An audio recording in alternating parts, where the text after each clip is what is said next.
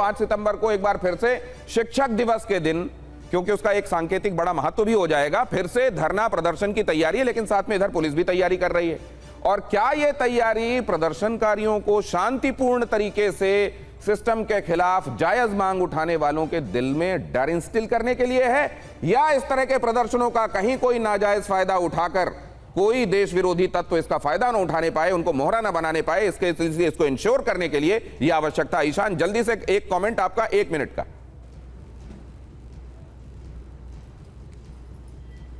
अभी जैन सर को मैं सुन रहा था, बड़े बड़े अधिकारी रहे हैं उत्तर प्रदेश में, और खुद भी मुझे लगता है कि एग्जाम क्रैक करके ही वो वहां तक पहुंचेंगे। अरविंद सर, अभी आपकी आवाज नहीं आ रही है, आपके पास आता हूं सर, तब आप अपनी बात कहिएगा। अभी ईशान कुछ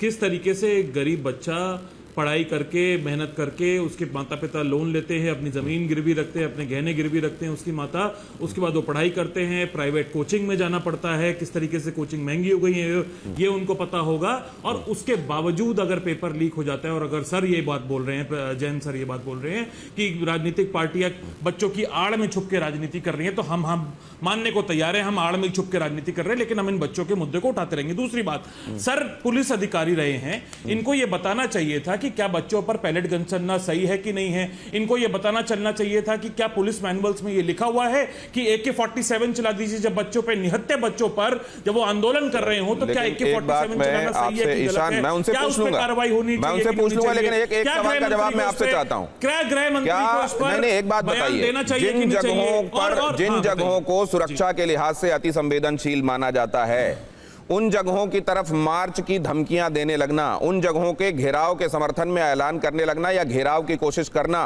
क्या आप, क्योंकि आप कॉन्स्टिट्यूशन पर भरोसा करने वाले राजनीतिक दल हैं, मैं उस हिसाब से पूछ रहा हूं, क्या वो जगहें जो शांतिपूर्ण प्रदर्शन के लिए निर्धारित और तय हैं, ईयर मार्क्ड हैं, उन जगहों को छोड़कर ऐसी विधानसभा, विधान भवन का घेराव करने लगना, संसद का घेराव करने लगा, प्रधानमंत्री के घर के पास घेराव करने लगना, इस सब को आप जायज मानते हैं?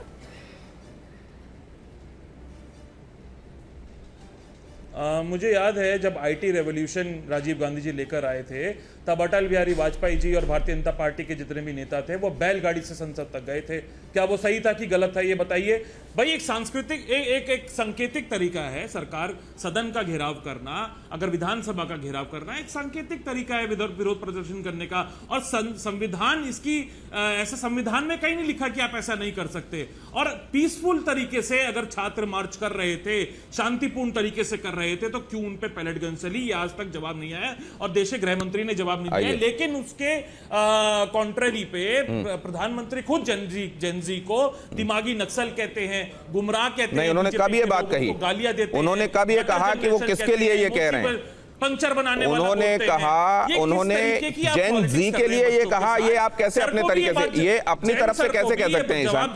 लेकिन सिद्धार्थ यादव के पास मैं जाना चाहता हूं। सिद्धार्थ यादव, ये बताइए कि क्या सरकार के खिलाफ जो बातें कही जाएंगी वो संसद के भीतर हो या सड़क में, क्या उनको सकारात्मक आलोचना के तौर पर नहीं लिया जा सकता?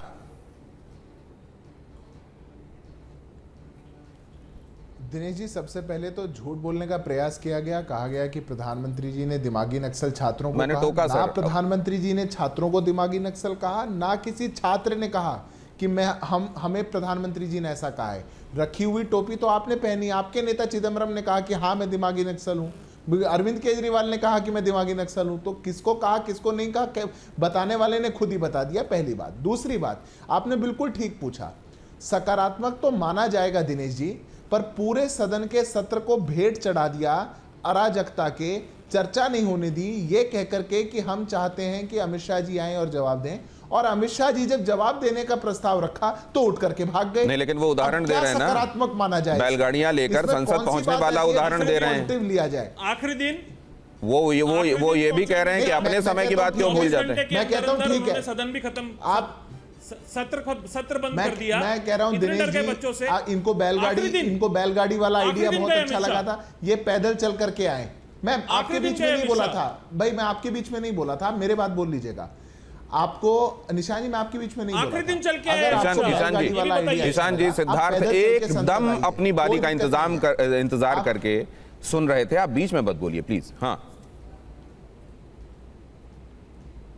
देखिए, मैं कहता हूं दिनेश जी, अगर इनको बैलगाड़ी का आइडिया अच्छा लगा, ये पैदल चल के आए, पर ईशान जी को और कांग्रेस पार्टी को यह भी जवाब देना चाहिए, जिस परिवार से, राहुल गांधी के परिवार से 3 प्रधानमंत्री रहे और उनमें से एक प्रधानमंत्री की हत्या प्रधानमंत्री आवास पर हुई, गेट पर हुई, जो सब सुरक्षा और प्रोटोकॉल जानते हैं, जो हर विषय की सेंसिटिविटी को जो परिवार जानता है, क्या प्रधानमंत्री आवास के बाहर मतलब आप बैठना बच्चों को क्या इसका आतंकवादियों से समांतर है? compare क्या कर रहे हैं? ये क्रिएटिव दिनेश जी, आइडिया आप है ये होने दे रहे हैं। आपका? आप जानते हैं कि बच्चों क्या को है, खालिस्तानी आप जानने के आतंकवादियों से बावजूद compare अनजान करवाने दे बनेंगे रहे हैं अपने और डिबेट आप में। देश की नहीं, लेकिन सुरक्षा ये के बताइए साथ ना, खेलेंगे, ये सिद्धार्थ जी, नहीं है दिनेश जी। ये नौबत नहीं आनी चाहिए, ये नौबत नहीं आनी चाहिए, लेकिन क्या ये बताइए, नहीं सिद्धार्थ जी, आप बोल रहे हैं तो बोलिए ना, आप अपनी बात में, मैं आपकी बात में कुछ नहीं बोला हूं नहीं, क्या? ईशान प्लीज एक सेकंड। सिद्धार्थ जी, आप ये बताइए कि नौबत आने क्यों दी जाती है? अब सीजेपी के लोगों से जो प्रॉमिस किया गया था, Ishaan please for God sake, इस तरह में बात नहीं हो पाएगी। मैं ये जानना चाहता हूं सिद्धार्थ जी कि ये जो बातें वादे किए गए थे और लिखित रूप से कहा गया था, प्रेस कॉन्फ्रेंस करके कहा गया कि ये तीनों मांगे हम मानते हैं, वो मांगे अभी तक क्यों पूरी? अब ये फिर से गुंजाइश क्यों बनाई जा रही है कि वो बातें कहकर सीजेपी के लोग फिर से दिल्ली आए और फिर कहा जाएगा ये तो देखिए ये तो गलत कर रहे हैं? तो फिर ये बातें इनको आश्वस्त किया क्यों गया था कि हम मुकदमे वापस लेंगे, हम पीड़ितों को मुआवजा देंगे, और फिर किया क्यों नहीं गया इसको? देखिए दिनेश जी, सरकार, देश की सरकार जिम्मेदार सरकार है और अगर सरकार ने कोई वादा किया है तो वो वादा पूरा किया जाएगा। सीजेपी वाले भी जानते हैं, आप भी जानता हूं, मैं भी जानता हूं और विपक्ष भी जानता है। सुप्रीम कोर्ट लगातार केसेस को वापस कैसे लिया जाएगा, सुप्रीम कोर्ट कैसे 136 को इन्वोक करके सभी एफआईआर्स को क्वॉश करेगी, उसकी बहस सुप्रीम कोर्ट में चल रही है।